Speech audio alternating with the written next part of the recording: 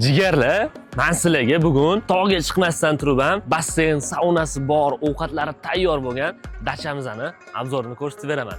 Albatta bu bo'yinuzda. Umumiy 5 ta dachamizda bo'lib, men sizlarga hozir 3-chisini to'liq ko'rsatib beraman.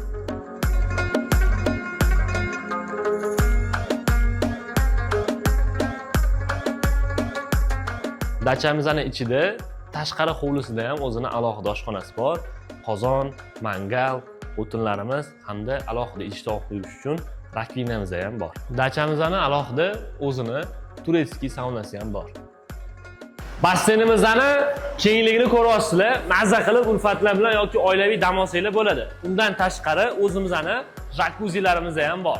Endi dachamizning ikkinchi qavatini nimalar borligini birgalikda ko'rib chiqamiz. Mazza qilib dam olib ovqatlanishinglar uchun yoki o'rtoqlar bilan qanaqadir o'yin o'ynamoqchi bo'lsanglar ham mana shunaqa joyimizda bor.